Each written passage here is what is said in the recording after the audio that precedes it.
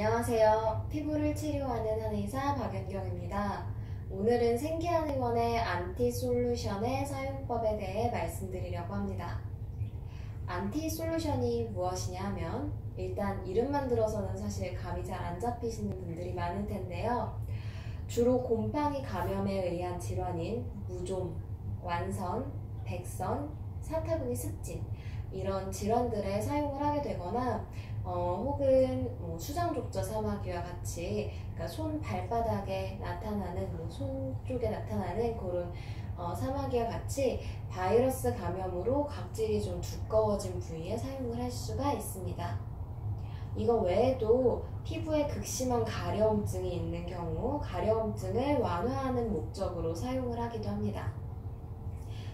이 안티솔루션은 도인, 홍화, 오미자, 자초, 또 치자 이런 피부 진정을 도와주는 한약재 성분 위주로 만들어진 것입니다. 사용할 때는 피부에 따라서 물과 안티솔루션을 각각 1:1 혹은 2:1의 비율로 희석을 해서 사용을 하게 되는데요. 혹시 피부에 대한 자극 증상이 좀 많이 심하거나 피부가 좀 특히 얇고 예민한 경우에는 더욱 묽게 개인에 맞는 희석 비율을 찾아서 사용하실 것을 권해드립니다. 저는 사용을 해보니까 이제 안티솔루션이랑 그리고 물을 각각 1:2의 비율, 그러니까 안티솔루션 1과 물 2의 비율로 희석을 해서 사용을 하는 게 잘 맞더라고요. 그래서 그렇게 희석을 해서 일단 사용법을 보여드릴 텐데 일단은 희석하는 방법을 먼저 보여드릴 거고요. 그 이후에 희석한 용액을 어떻게 사용하는지 바로 시연해서 보여드리도록 하겠습니다. 이제 안티솔루션을 물과 안티솔루션 1, 물 2의 비율로 희석하는 것을 한번 보여드릴 텐데요.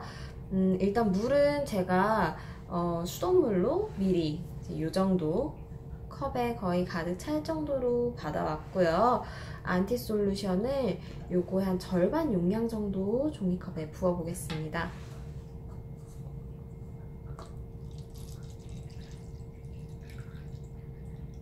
네, 대략 한 절반 정도 돼 보이죠?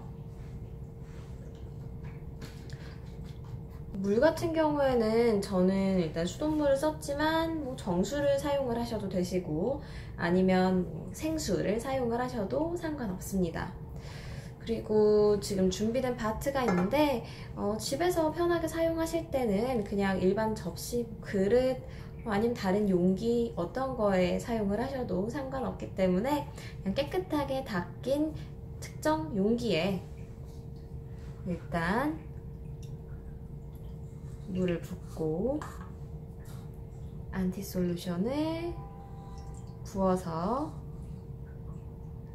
마지막 한 방울까지 부어서 잘 희석을 해보도록 하겠습니다. 네, 용액이 완성되었습니다. 네, 만들어진 안티솔루션을 사용을 해볼 텐데요.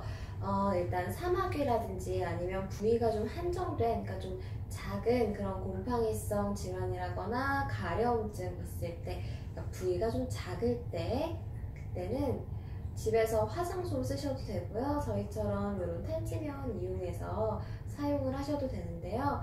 이 화장솜에 안티솔루션을 이렇게 묻혀줍니다. 그래서 만약에 여기 손등에 사마귀가 있다 혹은 아니면 좀 특정 부위에 곰팡이성 질환이 있다 그럴 때 이렇게 톡톡톡 두드려서 좀 발라줍니다. 지금 바르면서도 약간은 좀 따끔거리면서도 좀 시원한 그런 느낌이 드는데요. 자극이 심하지 않다면 사용 후에 굳이 닦아내주지 않으셔도 되고요. 그냥 마르는 걸 기다리셔도 괜찮습니다. 그리고 만약에 이제 손이나 발 쪽에 무좀이 있는 경우 그럴 때는 이제 대야를 사용을 해주시는 것이 더 좋은데요. 물을 받아놓은 대야에 본인에 맞는 비율로 희석을 한 후에 손과 발을 담궈서 약 5분에서 10분 정도 수욕이나 족욕을 해주는데요. 바트가 좀 작긴 하지만 만약에 손 쪽에 무좀이 있는 경우에 이렇게 손을 담궈서 한 5분, 10분 정도 유지를 해주는 방법으로 사용을 하셔도 괜찮습니다. 네, 사용법이 굉장히 간단하죠. 안티솔루션 같은 경우에는 사실 병변이 있는 경우에는 매일매일 사용을 하시는 걸 권해드립니다. 특히나 사망의 각질이 좀 많이 두껍거나 혹은 진균제를 발라도 잘 낫지 않아서 고민인 무좀의 경우에는 더욱더 유용하게 사용을 할 수가 있기 때문에 이 영상을 보시고 적절한 사용을 통해서 빨리 깨끗한 피부를 되찾을 수 있기를 바라겠습니다.